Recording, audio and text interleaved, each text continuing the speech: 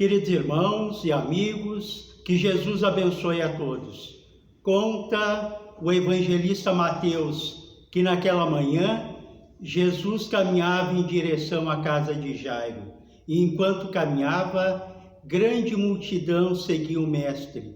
Quando num determinado momento ele irá parar a sua caminhada, irá fazer aquela pergunta que pareceu estranha: quem me tocou? Ele estava rodeado de público, várias pessoas haviam tocado, mas o Cristo diz: alguém me tocou de um modo diferente, porque eu senti que saiu de mim uma virtude, saiu de mim um poder. Ele se vira e distante dele, em torno de 2 metros, encontra-se aquela senhora ajoelhada, orando e chorando. E ela irá dizer: fui eu que o toquei, porque eu tinha certeza, se eu conseguisse tocar as vossas vestes, eu ficaria curada. O Cristo vai dizer a ela: vai, a tua fé te curou.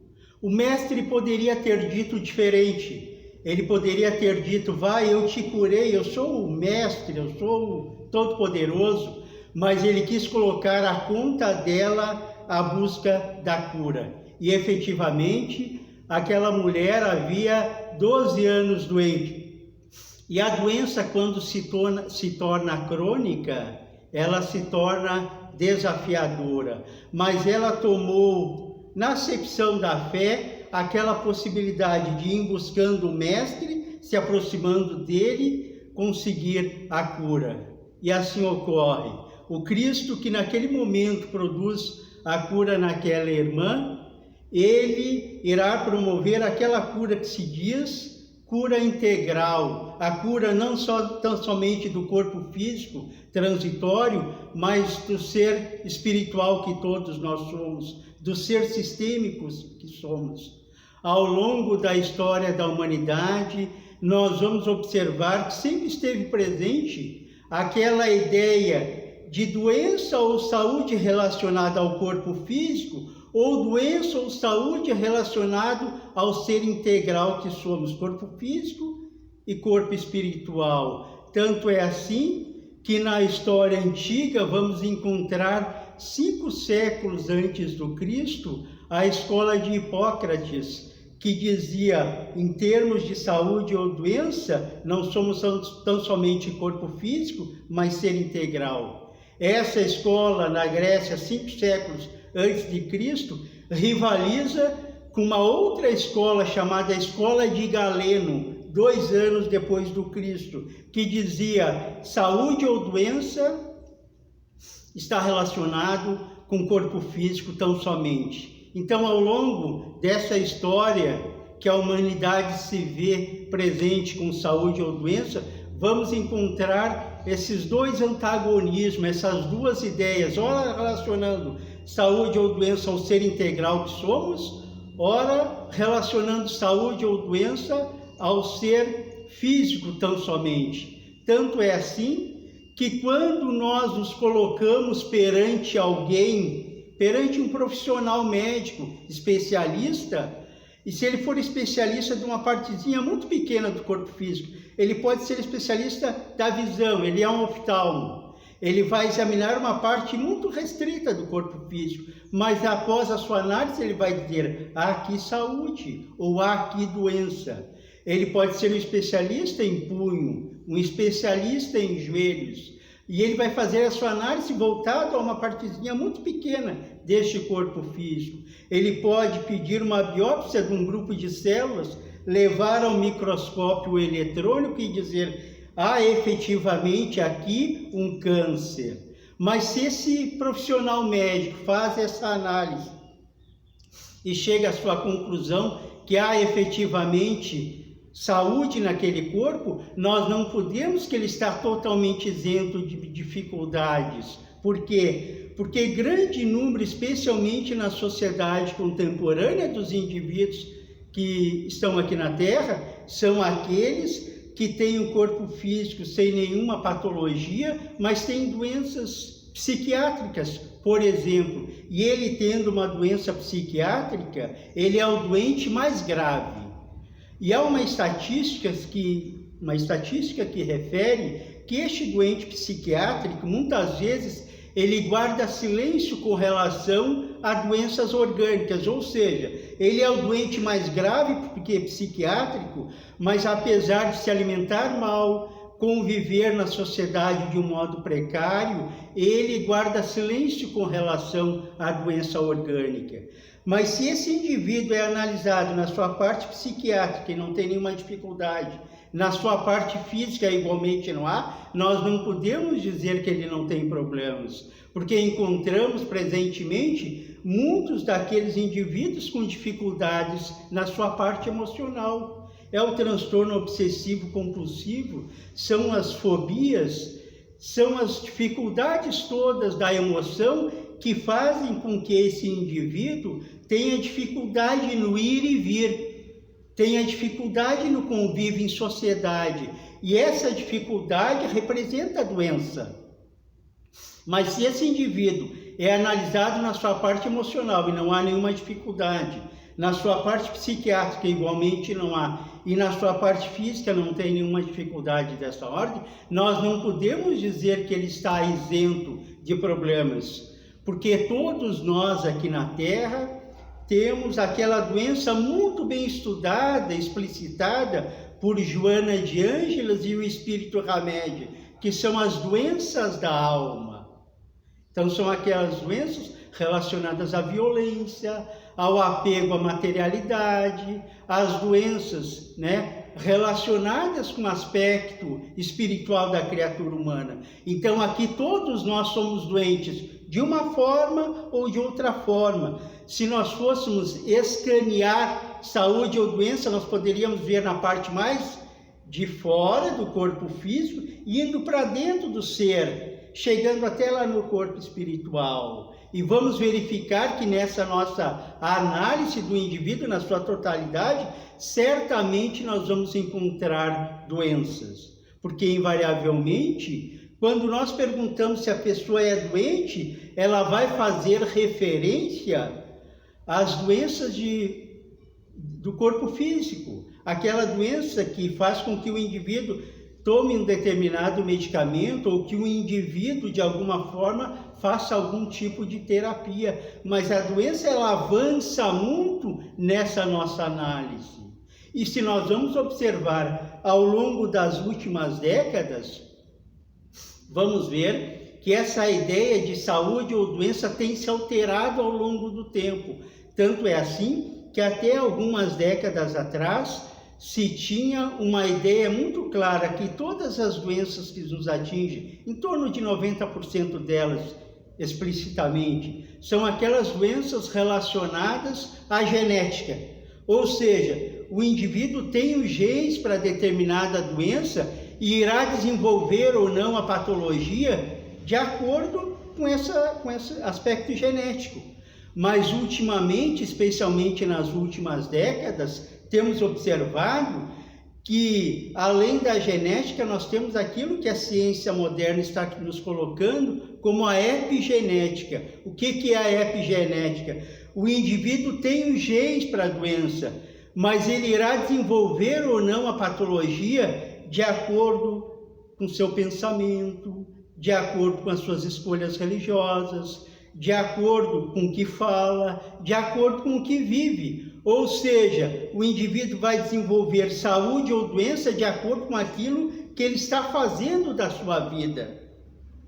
Então, nós na doutrina espírita falamos com muita frequência que o indivíduo tem o livre-arbítrio, a livre escolha. Nós podemos, num determinado momento, estarmos vinculados à nossa casa espírita, ao nosso lar, mas, ao mesmo tempo, a nossa escolha oportuniza com que a gente possa estar em outro local, buscando a saúde ou buscando a doença. Nós é que escolhemos onde nós queremos ou o que nós queremos. Quando nós falamos também nos aspectos de saúde ou doença, especialmente na sociedade contemporânea, vamos perceber que o pensamento, ele tem uma importância muito grande nessa situação de saúde ou naquela outra de doença. Então, aquilo que nós pensamos, muitas vezes, vai fazer com que o indivíduo se coloque nessa ou naquela posição. E essa ideia de que o pensamento pode efetivamente nos ocasionar a saúde ou doença não é nova. No ano de 1935, um esoterista americano chamado Prentice Montfort publicou um livro bastante interessante chamado A Morte, Esta Grande Ilusão.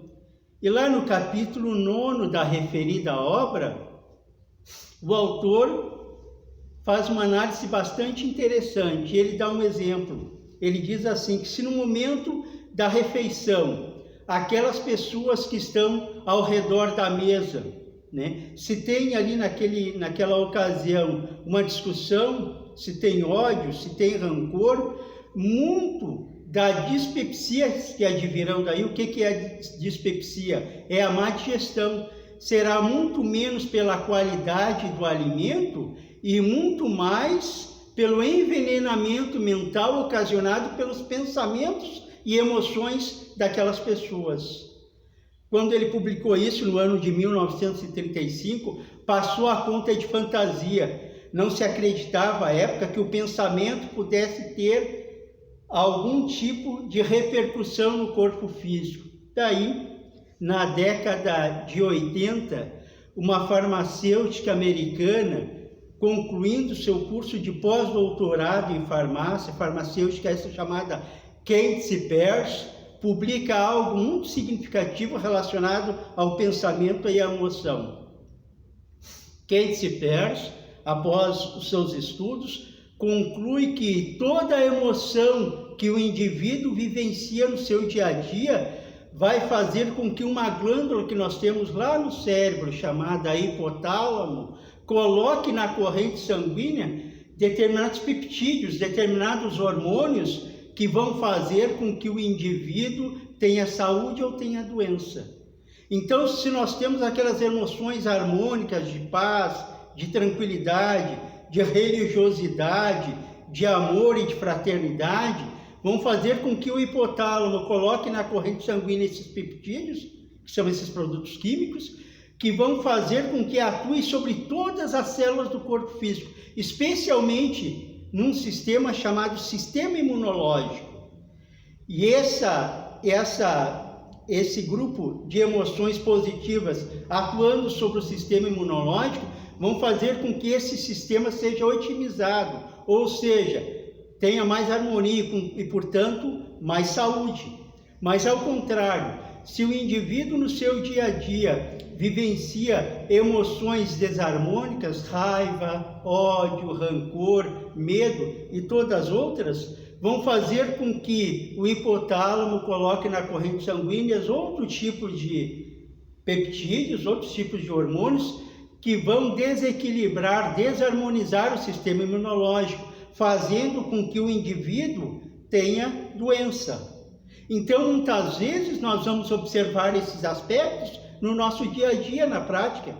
Quantas vezes alguém de nós já passou pela experiência de ter um momento de extremo estresse, de dificuldades muito grandes na parte emocional. E acontece assim, de 4, 5 dias depois dessa emoção degradante ou desarmônica, o indivíduo fica doente, porque o seu sistema imunológico fica desequilibrado e ele fica muito mais suscetível de vírus e bactérias, portanto mais suscetível de doenças. E isso hoje já é ciência. Hoje em dia a ciência está nos demonstrando que aquele indivíduo, por exemplo, que vivencia na prática a sua religiosidade, é o indivíduo que tem mais saúde. Normalmente, é aquele indivíduo que tem menos problemas de hipertensão. Não que o religioso não tenha hipertensão, ele pode ter, mas na média da população ele tem menos que o outro. Este indivíduo religioso que tem uma fé é aquele que, quando fica doente, ele vai para o hospital e ele tem alta mais cedo. É o mesmo que a doença recidiva menos, ou seja, dá menos recaída. Portanto, é um indivíduo que tem mais saúde. Então, a nossa emoção, muitas vezes, quando precária, faz com que efetivamente o indivíduo tenha maiores dificuldades no seu dia a dia. E aí nós vamos observando que quando nós falamos em emoção e falamos em pensamento, nós estamos falando da nossa sociedade atual, dessa nossa sociedade que tem no seu dia a dia grandes desafios voltados justamente a essa emoção mais precária, que predispõe o indivíduo a dificuldades maiores.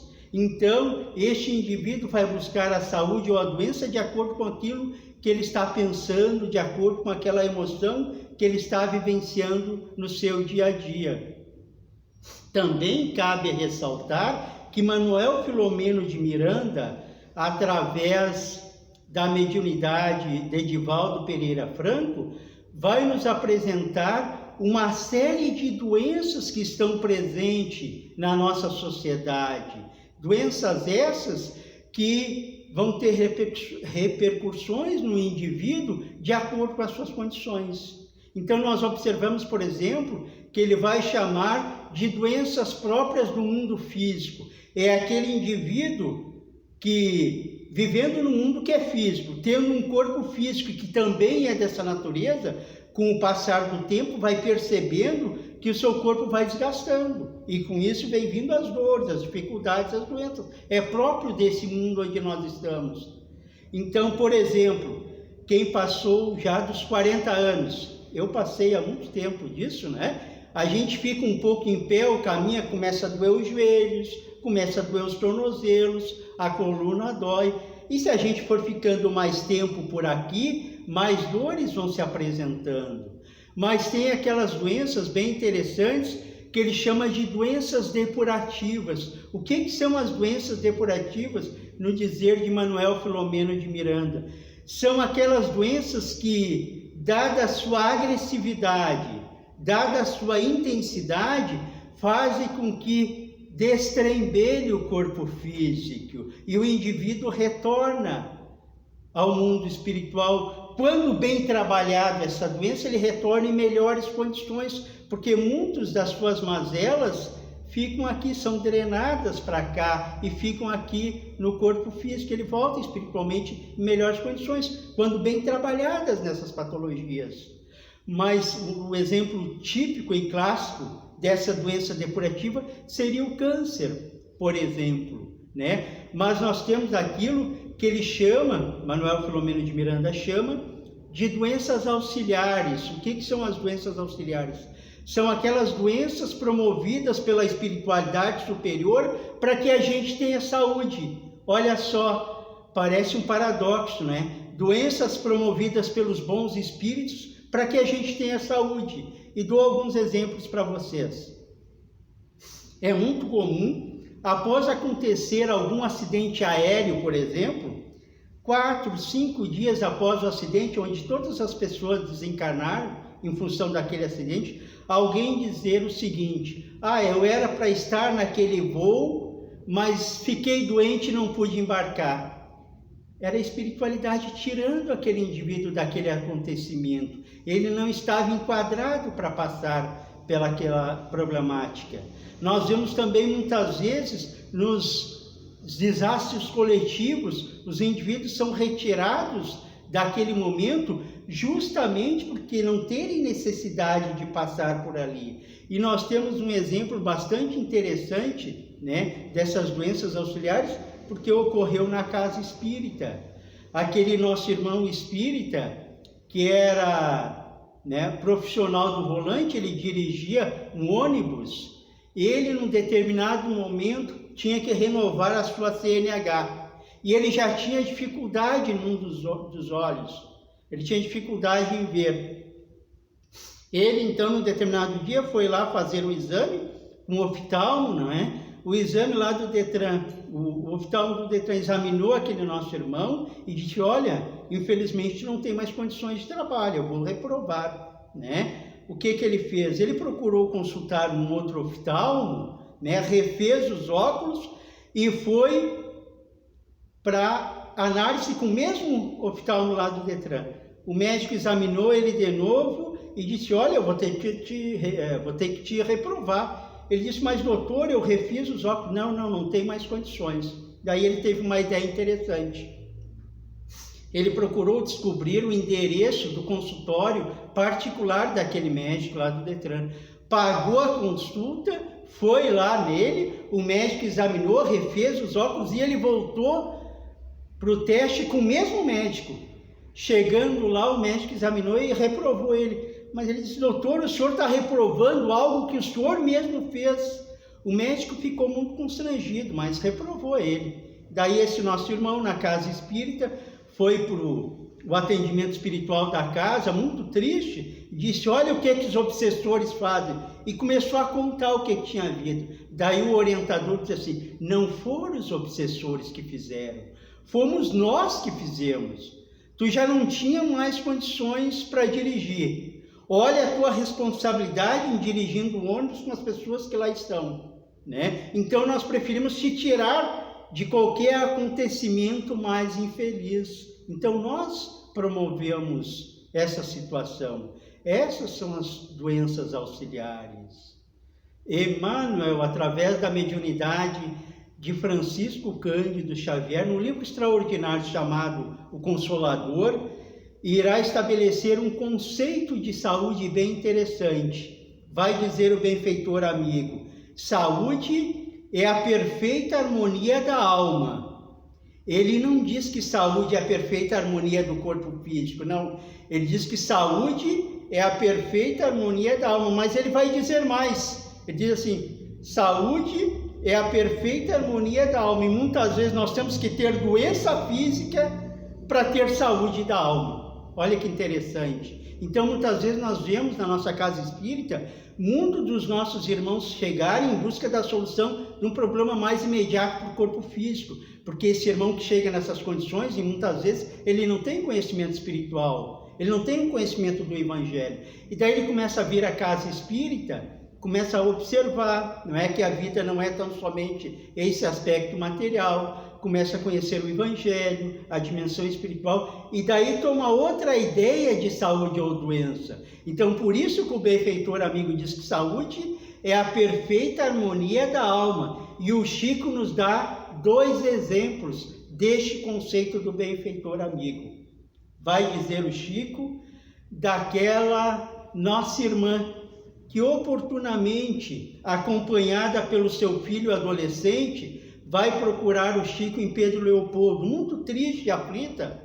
Ela diz: Chico, o médico me diz que vão ter que amputar as pernas do meu filho, ele está com gangrena. O que a espiritualidade pode dizer sobre isso? O Chico pensou um pouco e disse assim: minha irmã, se o médico quer amputar as pernas do seu filho, siga a recomendação médica. Mas Chico, o meu filho é cego, surdo, mudo e não tem os braços, agora ele vai ficar sem as pernas.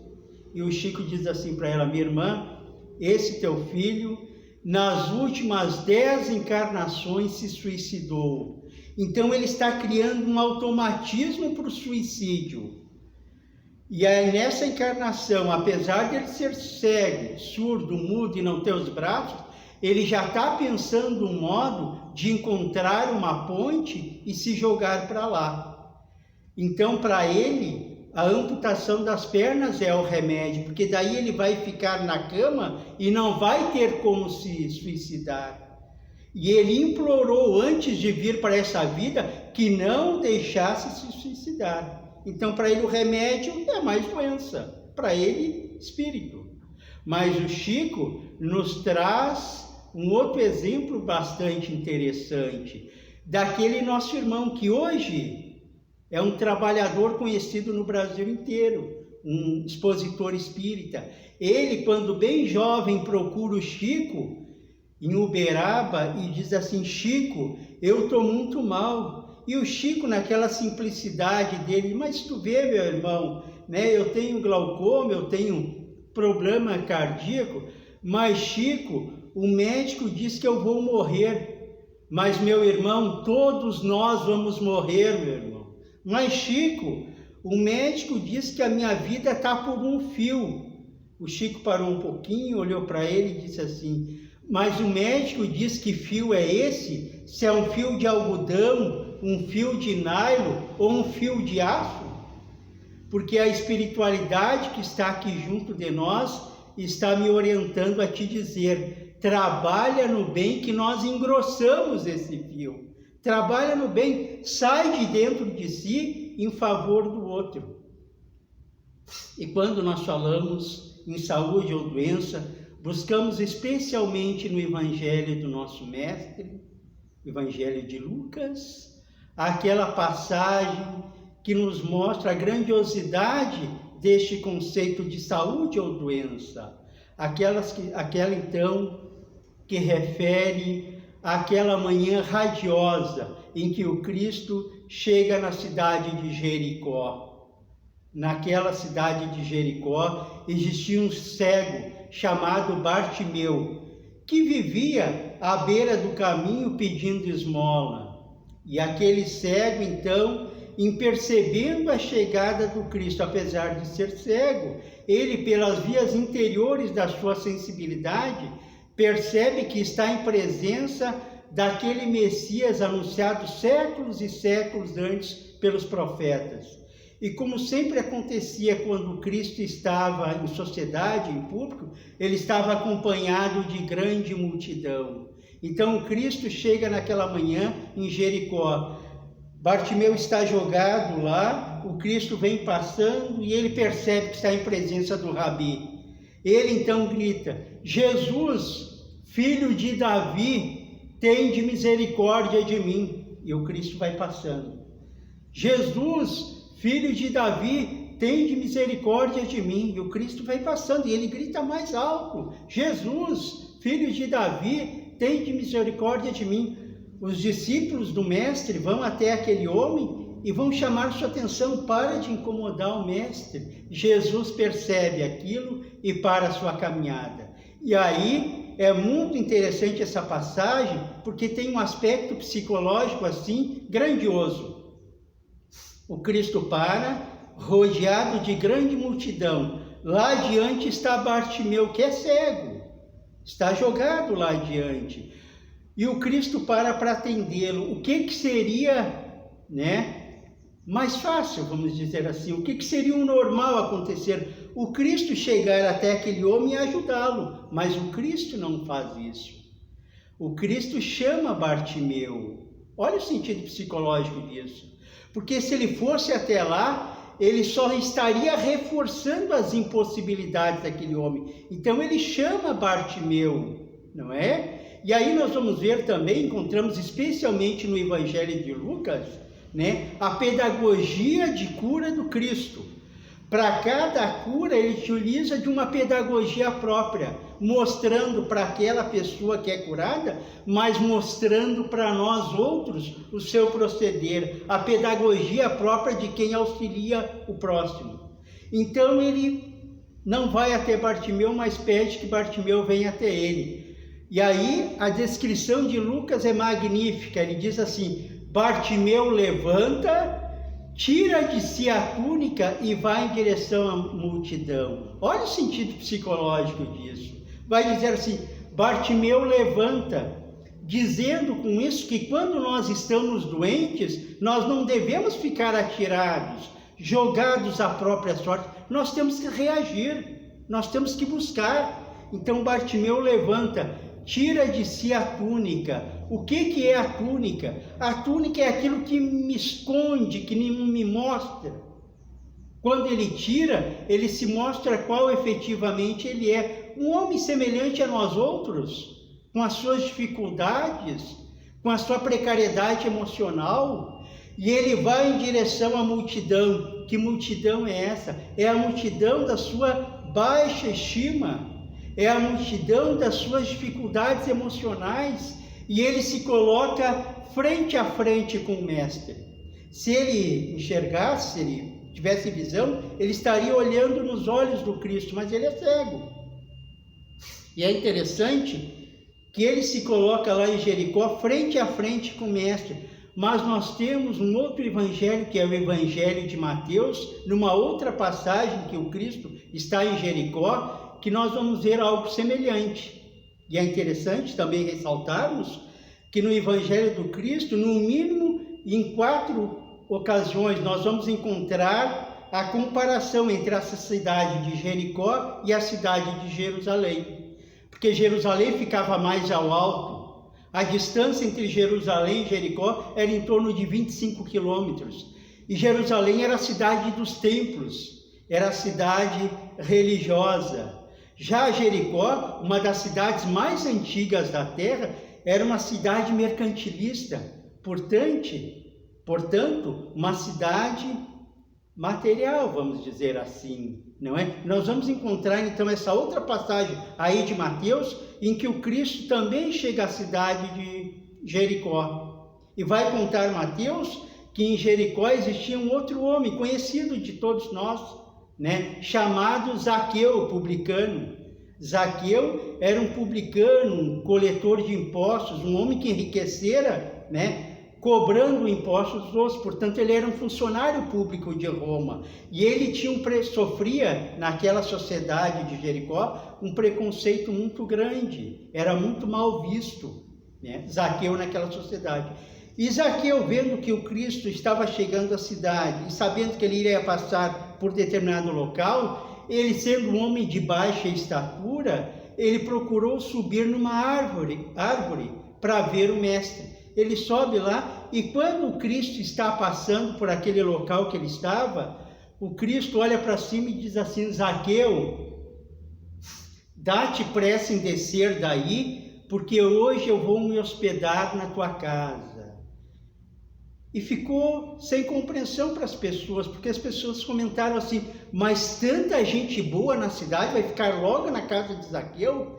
E no momento que o Cristo diz: Zaqueu, dá-te pressa em descer daí, está dizendo por outras vias: dá-te pressa em descer das suas ideias materialistas, dá-te pressa em descer do teu apego material, vem para cá conosco. E Zaqueu desce rapidamente lá e se coloca perante o mestre. E ele vai se colocando e se justificando para Jesus. Vai dizer Zaqueu: Senhor, eu procuro dar metade dos meus bens aos pobres.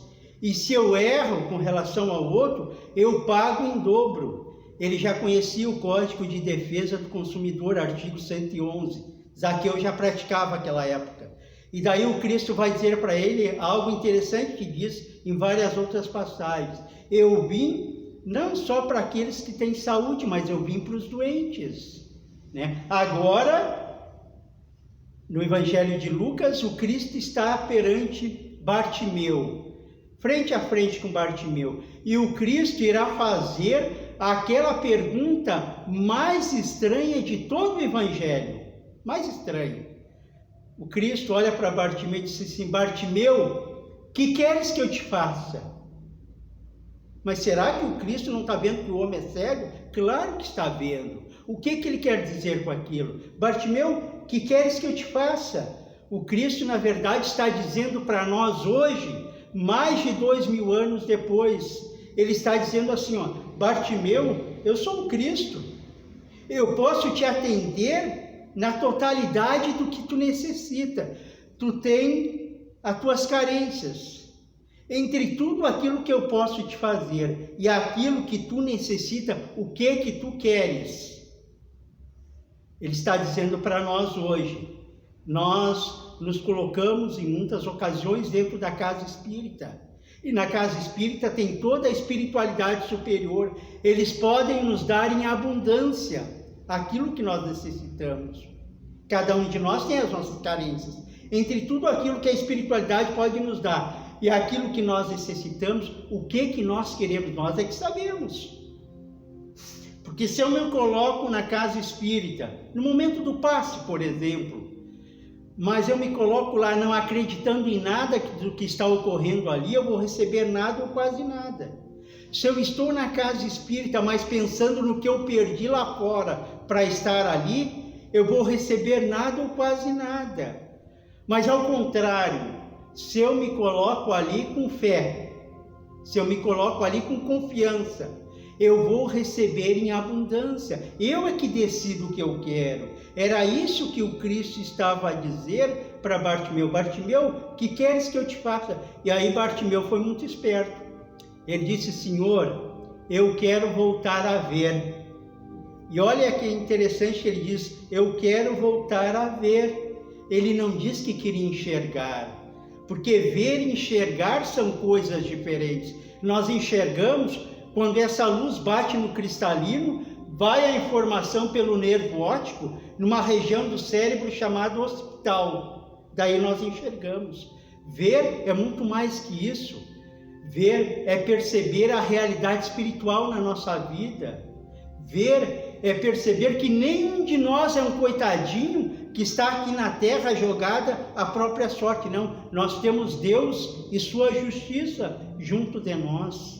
Então, quando ele diz que queria ver, o Cristo impõe as mãos e ele recobra a visão, né? E ele vai dizer para o Cristo, ele vai dizer para Bartimeu aquilo que ele já tinha dito para o Cristo no início da nossa conversa: vai, a tua fé te curou, a tua fé te curou. Joana de Ângeles irá fazer referências a essa passagem de Bartimeu, né, num livro chamado O Homem Integral, através da mediunidade de Divaldo Pereira Franco. Vai dizer ela que o Cristo que esteve entre nós não curou todas as pessoas que cruzaram o seu caminho, mas para todas aquelas pessoas e para nós hoje, ele colocou o norte, o caminho da cura, que é o seu Evangelho. É na vivência do Evangelho do Mestre que nós realmente buscaremos a cura. E aí nós estamos falando da cura não tão somente do corpo físico, mas do ser integral que todos nós somos. Porque muitas vezes, nós que estamos aqui, somos aqueles que não percebemos a importância do Evangelho na nossa vida. Porque o Evangelho é a presença do Cristo junto de nós. É como diz na Boa Nova, né, Humberto de Campos, através da mediunidade de Francisco Cândido Xavier, que naquela tardinha, né, na Casa do Caminho em Jerusalém, Simão Pedro, aquele grande trabalhador da primeira hora, estava bastante aflito, porque o trabalho naquela instituição era muito e os trabalhadores pouco. Aliás, como vivemos presentemente aqui na Terra, muito trabalho, poucos trabalhadores. E ele se vê aflito, dada a sua responsabilidade. E na sua aflição, ele busca a oração. E na oração ele pensa naquele mestre que já tinha retornado à espiritualidade, mas que deixou aquele modelo de grande guia, não é? Que conduz ao longo dos séculos a nossa humanidade. Então Simão Pedro pensa naquele nosso querido Rabi e começa a orar, mas a sua oração é tão sentida, é de tanta emoção, que as lágrimas correm do seu rosto. Quando Simão Pedro abre os olhos, quem é que está na sua frente? O Cristo. Jesus está perante Simão Pedro. E o Cristo irá orientar aquele trabalhador ponto a ponto nas suas dificuldades. Mas o principal da orientação do Cristo, ele vai dizer para o final, ele vai deixar ao fim. Porque ele vai orientar Simão Pedro e vai orientar nós outros. Vai dizer o Cristo: Simão, toda vez que você quiser a minha presença, toda vez que você quiser me ouvir, recorda-te, Simão, que eu estou no Evangelho. Me busque no Evangelho. Então, toda vez que nós quisermos efetivamente o Mestre junto de nós, vamos buscá-lo no Evangelho. Ele se encontra ali para nos atender nas aflições do dia a dia, pensando especialmente neste momento de tantos desafios que a nossa humanidade está atravessando. Vamos fortalecer essa vinculação com os postulados do Evangelho e do Mestre. Vamos fortalecer o nosso bom pensamento, a oração, buscando com isso o subsídio maior para a nossa tranquilidade. Muita paz a todos.